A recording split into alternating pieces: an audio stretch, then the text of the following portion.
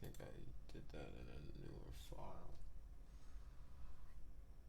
Alright, so let's see.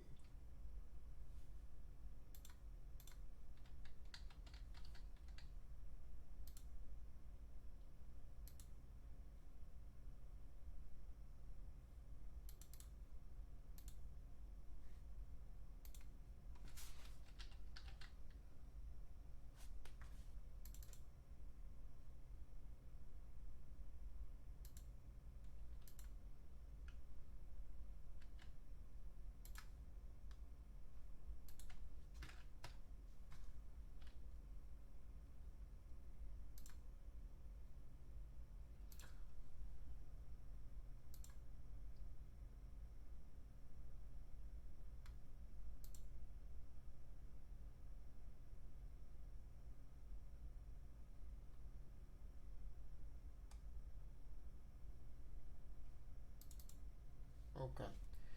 So today, I can't. Okay, okay.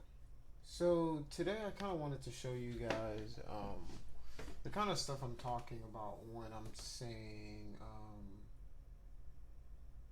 kind of using 3D to whatever for whatever you want to do.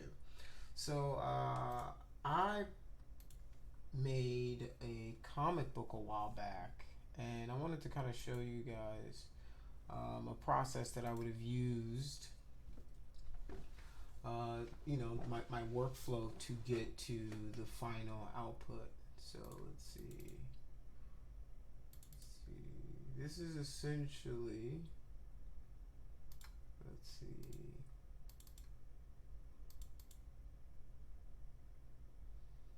If I can pull up the PDF here for you guys. So this is essentially the first issue right here.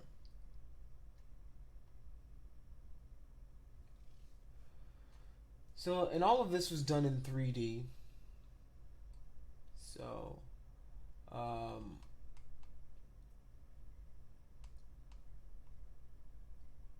I just got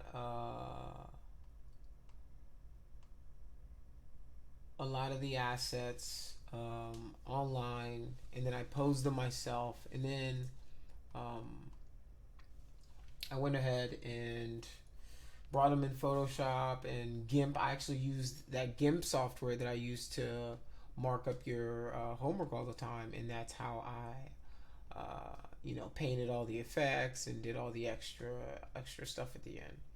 So that's kind of what the stuff I wanted to show you guys today is, the process that I would go about making something like this. So the first step is, so let me show you. Let me show you. This is where it starts out. So this is a free program. It's called Daz Studio, and what it does is it allows you to create all these intricate scenes, right? It allows you to create people and different characters and stuff like that. So this is where I create all my characters, right? Like this is like if I'm making a comic book or something, if I this is where I flesh out all my ideas. So I'm not a character artist, so like I don't know how to make characters. So if there's a program that allows me to do that, well, that's what I'm going to take advantage of, right? So that's the first thing I do is I find all my characters and I pose them in, if they're fighting, whatever they're doing. I use this to iron out the scene, right? And you can grab like the arms and the legs and everything, and then kind of pose them however you want. So let me open up a scene that's like a fighting scene. That's kind of cool.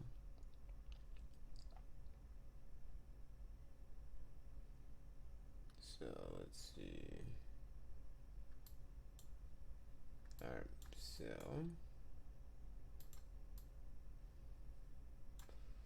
So like in this scene, she's like kicking this guy. So let's see how I can viewport.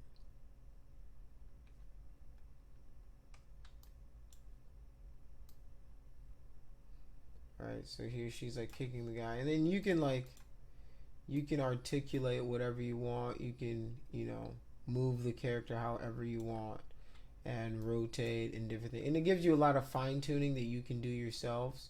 And the beauty is like you can even make your own assets and bring them in here. So like if you want a special asset, you can, you know, model your own stuff and bring your own stuff in here, and then use their physics and their stuff to pose this stuff. So this is a really good way to, you know, if you're gonna make a comic book, if you have a story you want to tell, like you can really use this software to,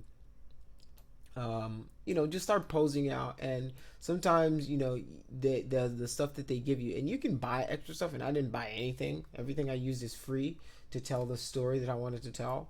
And I just kind of used those kind of characters to fit into a story, and it was kind of it was an interesting project to work through. But it kind of showed me like the power of everything that you have at your fingertips today. That like, all right, man, you can really start making cool stuff really, really quickly. You know, just with a little bit of help. So you get to design your own characters or whatever. So if you go into like the Genesis, you know, base or whatever this thing is, and you can rotate and translate the character. You know, you can, I think it's is in the parameters, the actor. So like you can do different body builds, right? Like you can do, you know, if she's emaciated, you know, you know, you can really dial out your characters, you know, however you want. You know, so you've got that free hand, so she could be big hand. That could be her thing. You know, she's got giant hands and she just punches the crap out of you like One Punch Man or something. You know, so you can really go wild with, you know, your creations. And then you can and then I would export this out, and I'd bring all of this stuff inside of 3ds Max. So this is like the cover. So this was my cover scene, and this is this the cover or the back? I think it's the back, or it's the alternate. I think it might be the alternate cover. Yeah, that might be the alternate cover. But so I posed all of these out, and then I bring them inside of 3ds Max. So this is kind of what the scene looks like. I told you guys, it gets crazy, right? It gets real crazy. So this is the entire comic book, and it takes place in this location. So, you know, this is another place that I found online, right? I have all these assets, and, you know, if I wanted to, I could make it, but, you know, I didn't have time to make that stuff, and I wanted to do it real quick. So I found all the assets, and so, and here are all of my cameras in this scene. I've got 87 cameras in this scene just to make this, you know, and I think I had more because, like, so if you look at a single scene at any given time. So this is what an entire comic book would look like in 3D. All right. So this is every shot, every scene is in 3D, and I just render it out.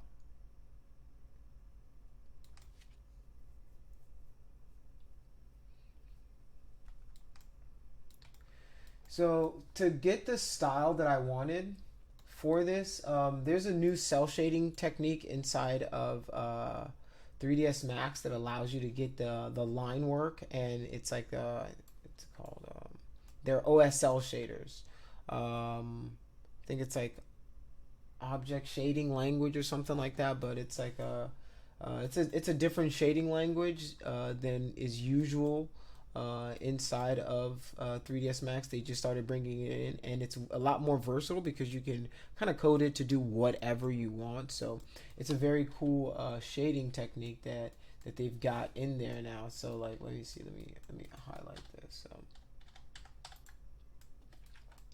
So something like this, you know, this is, you know, she's, you know, destroying one of these shadow goblins or whatever that pop up.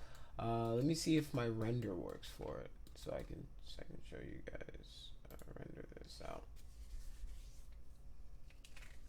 So yeah, a lot. The shader does a lot of the work, right? The shader is gonna do a lot of the work, and let me cancel this because I think it's rendering out of the wrong view. So the shader is going to do a lot of the heavy lifting. It's going to give me a lot of the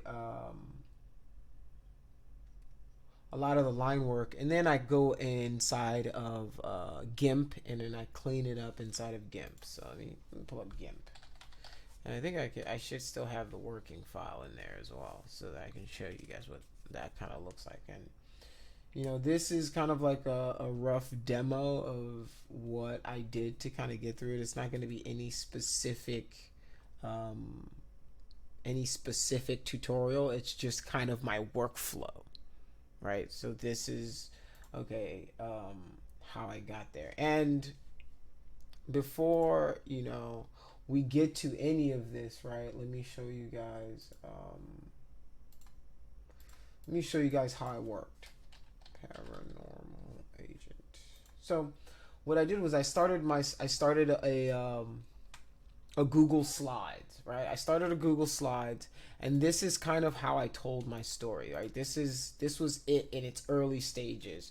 I actually had these as hand drawings. I drew all of these scenes out, and I just kind of told the story in this PowerPoint to myself, and just to see if it made sense. And if it read through, like just by playing it all the way, then I knew that I had something on my hands. I knew that okay, it would be something that would be interesting to read. So that's kind of pretty much how my storyboard, my outline, and these were originally pencil drawing that I then started replacing with these better shots. So like as you can see, everything is still rough, really, really garby right now, and it doesn't really have the final look that we're looking for. But all the beats, right? All the beats are there, right? All the story points are in place, right? And then from then on, I kept going through and replacing different shots, and then yeah. So this is the next issue, and I still never got to making the next issue. So that's that's another thing. But yeah. So and that entire issue was just, it took so long to do that I didn't expect it to be such a huge task, or I didn't expect it to be that crazy of a task. I was like, I underestimated the project, and I underestimated what it would take. And that's one of the things you should never do as an artist is underestimate the time it's going to take you to do something. If you quote somebody a job and say, hey, I think this job is going to take me like 2 days, you should always give yourself a little bit of a buffer, right? Like in your mind, give yourself a little bit of buffer, because you never know what can happen, right? There's Murphy's Law, in the sense that anything that can go wrong will go wrong. You don't know what's going to happen. So you usually try to give yourself like a little bit of buffer. I'll give myself maybe half that time as buffer, just in case something goes wrong. And even then, sometimes the time that you have will go over, right? So, that's something that I always, I always try to keep in mind whenever I'm working on stuff. So yeah. Yeah, so you guys have seen that. So let me open this up for you guys. Let me see if I can PNG.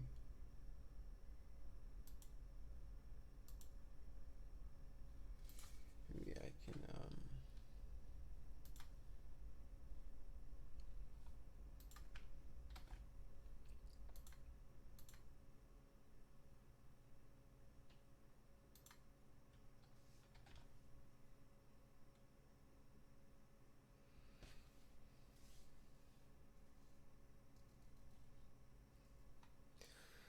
so it's gonna take a second, but yeah. Does anybody have any questions about any of this stuff that I'm showing?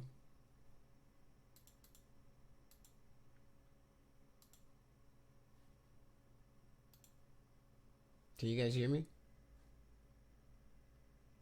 Yes, we can hear you. Okay. Is there like options to how heavily you can affect the cell shading, like the thickness of the lines and where it goes to? Yes, there definitely is, and I can show you guys that stuff here in a second. So what really inspired me to kind of do this was I just seen um what's that movie?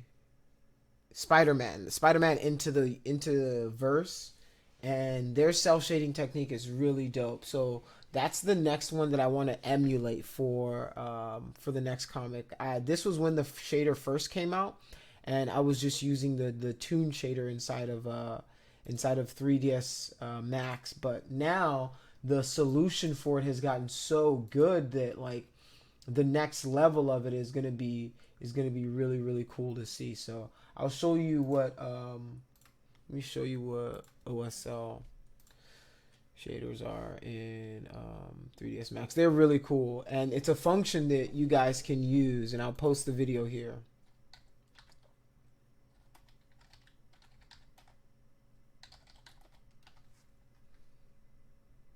So here, okay.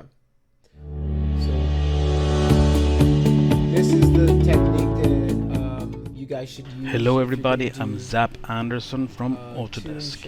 Today I'm going to talk about what's new with relation to OSL and OSL shaders in the new version of even for stuff like carbon fiber. So basically screen space dots whose size you can set with an input value, or if we check this box it gets driven by Arnold Toon Shader to be based on the light. So as we move the light we see dots shrink and grow to create the shading in a very traditional kind of old newspaper manner.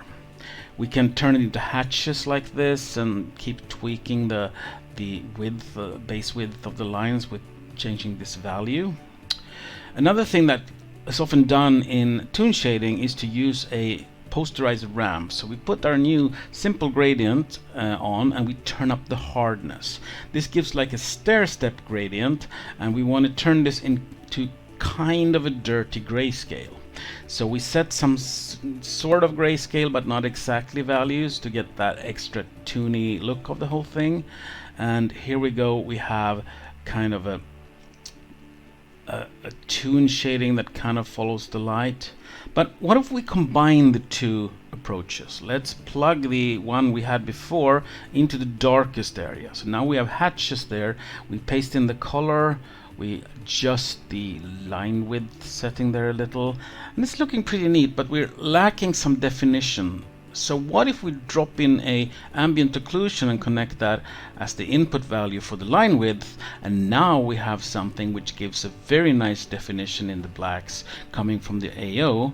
And then when we start playing with the view or changing the light, we can make very nice results. Here we see clearly how dark it is in the black areas.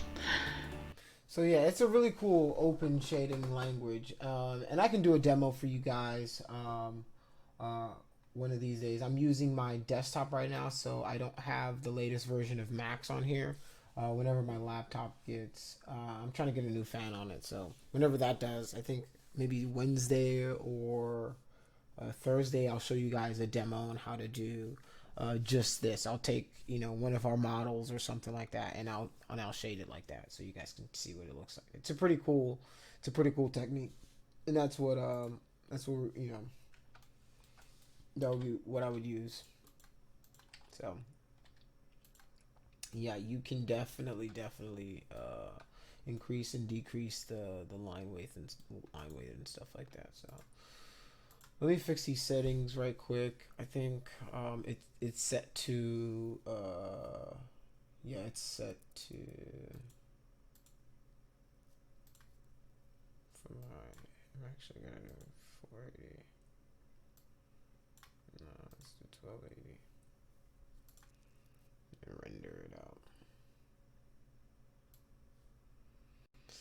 So we'll see what that render looks like, and while that's doing its thing, so yeah.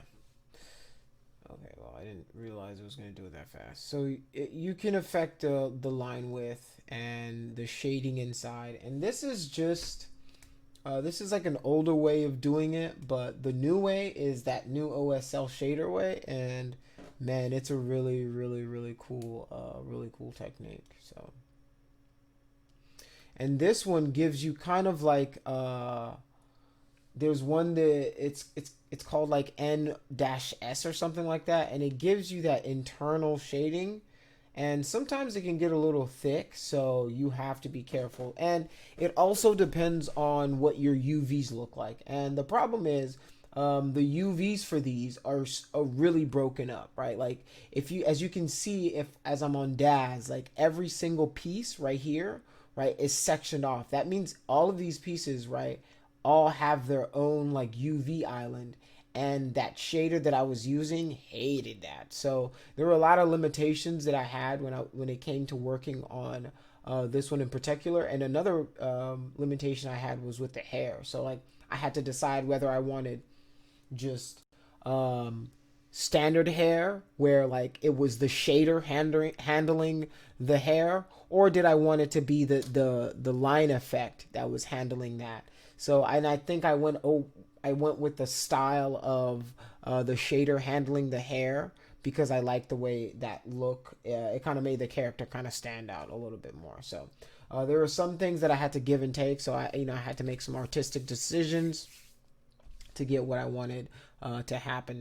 So I would go in and I would clean this up a little bit if I wanted to kind of use that. So, and the thing is, depending on the depth too, it affects that line width. And the beautiful thing about 3D is once you do it one time in 3D, you can get like 4 angles out of one shot. Like, so I can get an angle like this, boom, boom, boom. Like I can get 3 angles of one shot, and I don't have to draw it over and over. All I have to do is wait for a render now, right? So like it's the best of all the worlds, right? It's the best of all the worlds in the sense that once I get that idea, once I get that shot, but you have to have nailed down the shot ideas that you had, right? Like this, you have to have nailed this down back in your storyboard. And if I had the older one, I wish I had saved the older version,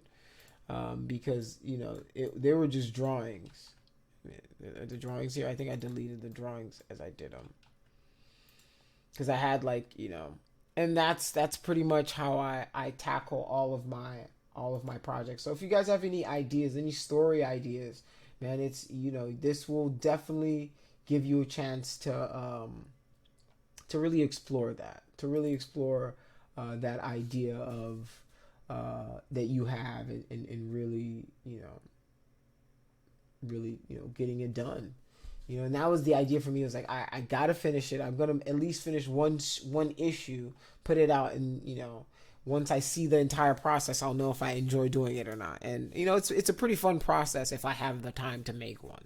But if I don't have it, it's one of those things where you just got to keep going. You just got to keep going. Like you'll do some stuff, but you got to come back to it and keep doing it until you finish it. And sometimes the story idea, it's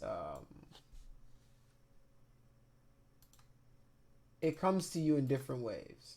So like for me, I'll show you how let's see.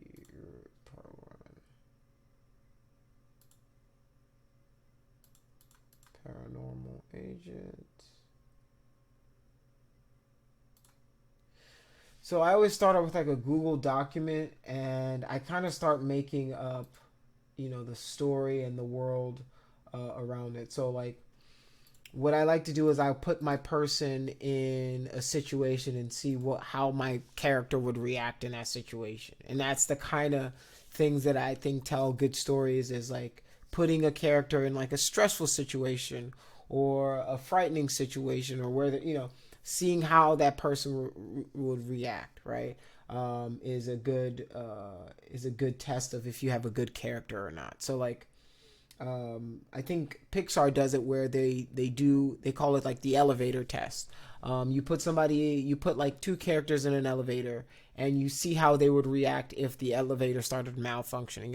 If the character is like really scared about what's going on, well, is the character just calm about everything, just make sure everything is cool, calm, and collected? How does the person react in stressful situations? And whenever you can find that, and whenever you can tell that character's personality through that, well, the kind of character you have. Is the character diverse? Is the character, cantankerous as the character, a jovial person. So things like that, will definitely help you tell a better story. But 3D will help in making it easier to tell, because I don't have to redraw anything, right? The only thing I have to know how to do is really draw stick figures, if I'm being honest. Like I can draw stick figures and I'll understand. Now I got to get it in 3D. And when I get it in 3D, it just makes everything feel so much better, because then I'm at free range to kind of maneuver things, and I can pull and push things however I want,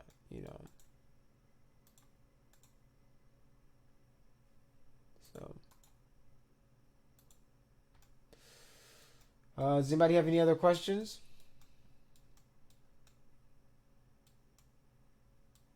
This is the Shadow Goblins. So let's see. Let me do the selection. Let's do.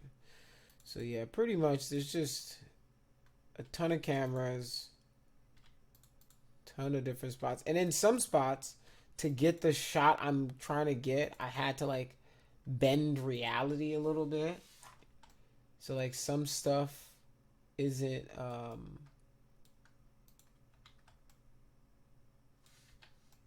think this is on the cover. But so like if I rendered it here, you'll see how the line kind of changes. So you see how thick that line is? It depends on the distance too. So the next thing I could do with that would be like to set like a distance field. Right, I'd need to set like a distance field for the line weight, so that if the camera is a certain depth away, that it only does a certain a certain thickness. So that would be a way to remedy that. But at the time I was just like, man, let me get this thing out of here and knock it out. So little things like that. Let's see.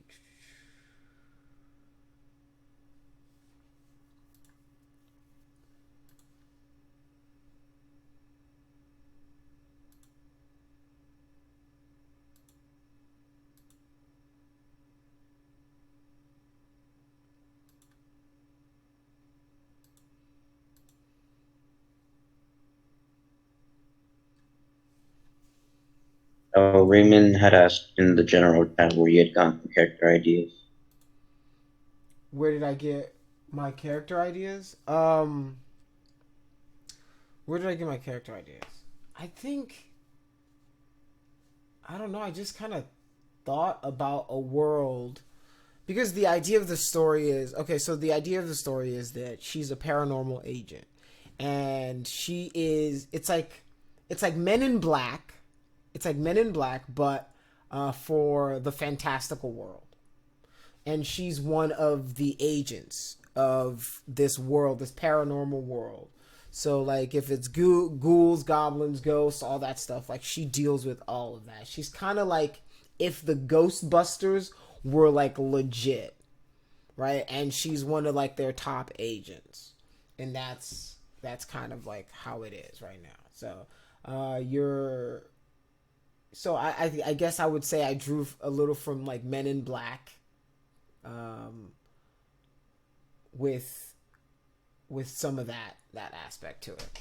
And inside of Daz here, it gives you kind of free reign, and it gives you kind of like a bit of a bit of range to kind of see what kind of characters that you want to create. Because like, so if you let me open up this guy, Assassin Jin. So because I knew it was going to be a paranormal world, and I wanted people to kind of look like they were real people, but they were just like, if we figured out, goblins were real. And they kind of, what's the show that does that, where like they kind of look like Blade. Yeah, like Blade. Like how the vampires look, like when they get like a little uglier, but not too ugly, because they have to be on camera. Like, what's the one where the vampires glow? I'm not sure. I don't watch many things. Twilight. I think that's what it is. It was really popular for in one of the generations. I don't know which generation that was, but it was a really popular thing. But yeah, I came up with the characters after I'd come up with the story of who this kind of character was, and man, I don't know what's going on with Daz right now. It's like mixing up everything. I don't know what's going on. But let me see. What just happened? Oh, this is a wearable. Oh, it's putting all her it's putting all her clothes, all this guy's clothes on her. Okay. I was like, what is going on? Why is she now wearing this guy's clothes? All right. But yeah. That's how I came up with the characters. And everybody has a different way. And my characters, a lot of them come from people that I know in real life too. You know, and I try to throw some people's personalities in there from people that I hang out with. So, like this guy. In here, you can make him. Let's see.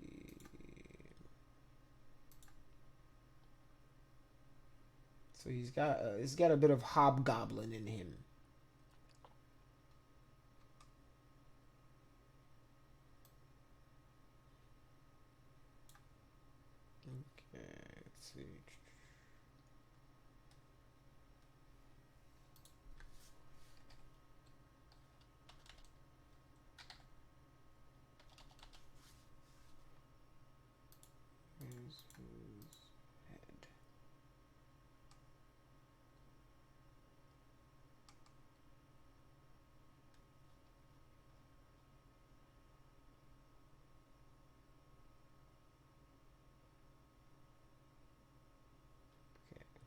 There's usually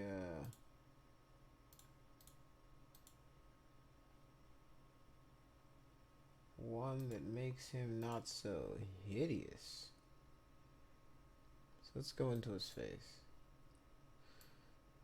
So, you know, it's one of those that the idea was if I wanted to make it into a real show or something, I could do that because the characters weren't too crazy fantastical, and you know, it would be something that I could do.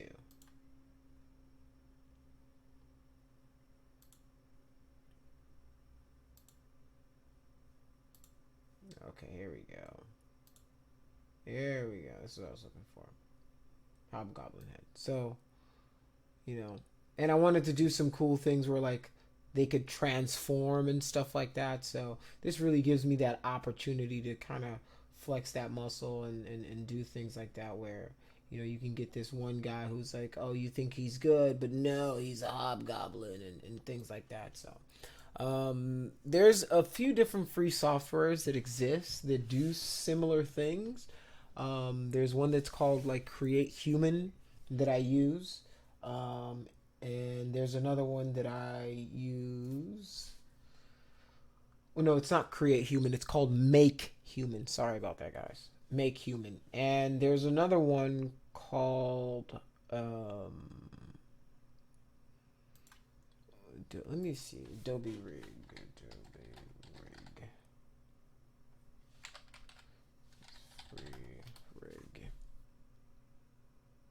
Mixamo. All right. So there's this thing called Mixamo. This one is awesome because what this allows me to do is the reverse engineering of this, right? So in this workflow that I'm showing you guys, right? The workflow is I get it from here. I pose them in here, right? I pose these guys in here so I can, you know, move these guys around and yeah, I can do all that here. And the rig is in here, and then I take it and I bring it in here and I render it out of here. With Mixamo, it's the opposite. So I also make characters. So if I want my characters to move, I bring my characters in here, and let me see if I can continue with one of these.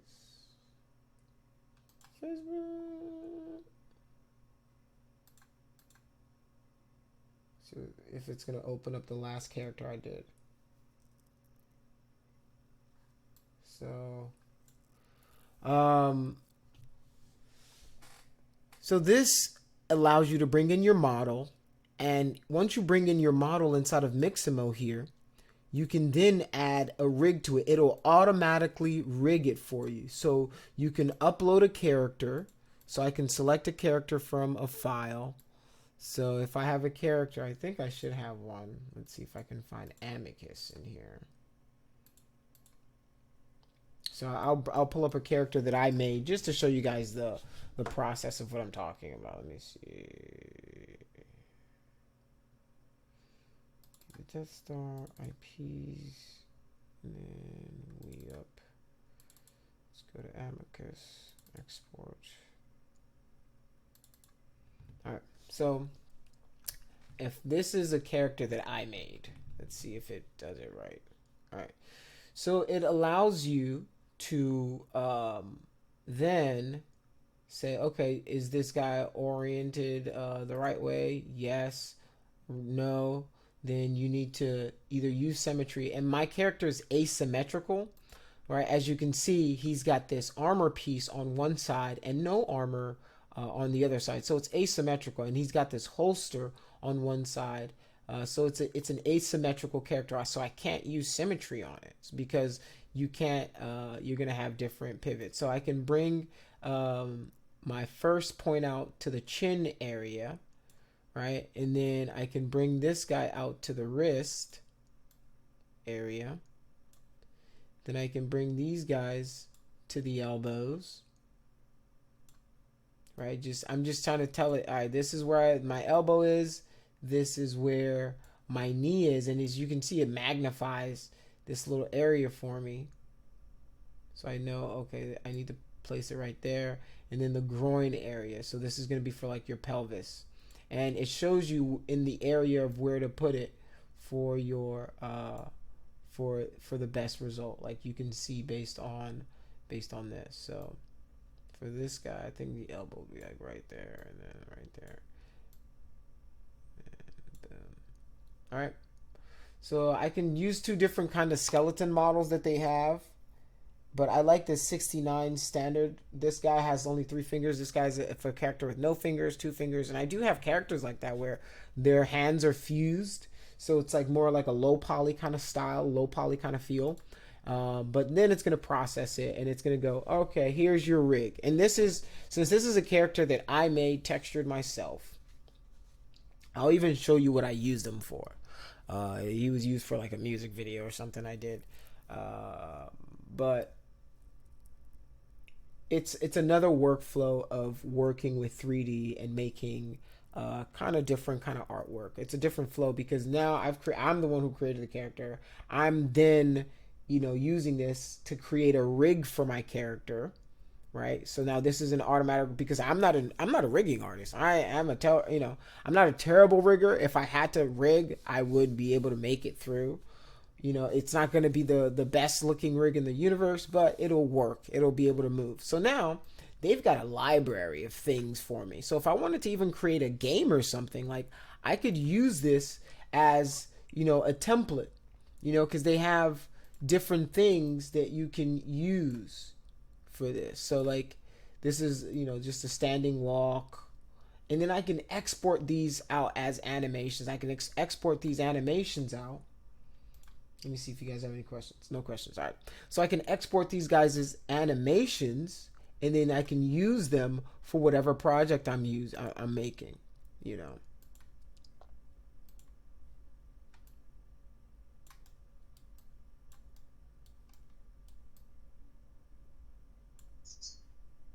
All right. So does anybody have any questions so far? Questions, comments, concerns? All right, so this is really cool. This is a cool software that I think you guys should check out too. It's called Mixamo, and you can do a lot with this stuff. And I used it to make a bunch of music videos that you guys can check out.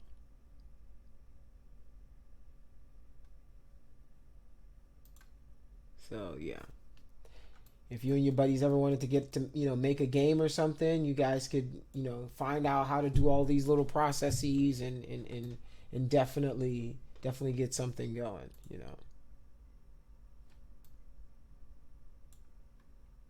And then there's like even little settings that you can do where you can like do like, let's see if this swing landing.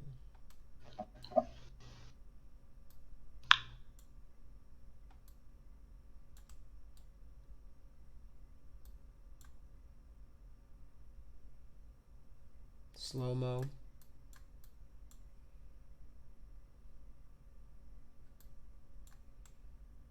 Alright, or fast.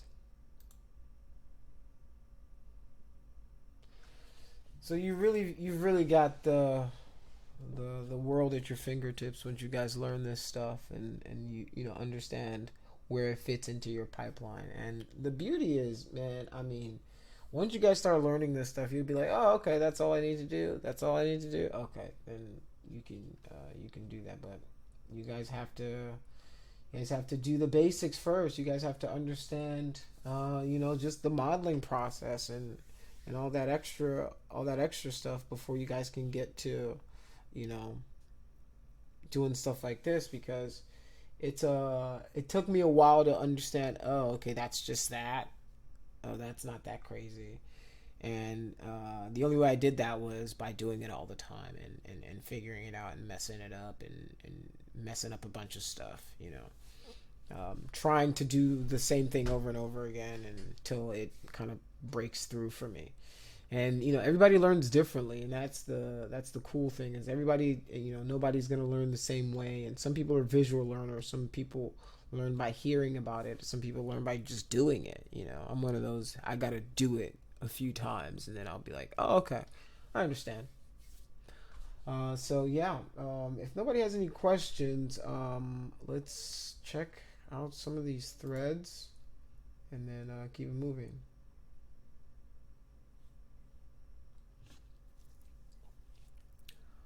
All right, so does anybody have any questions before I move on?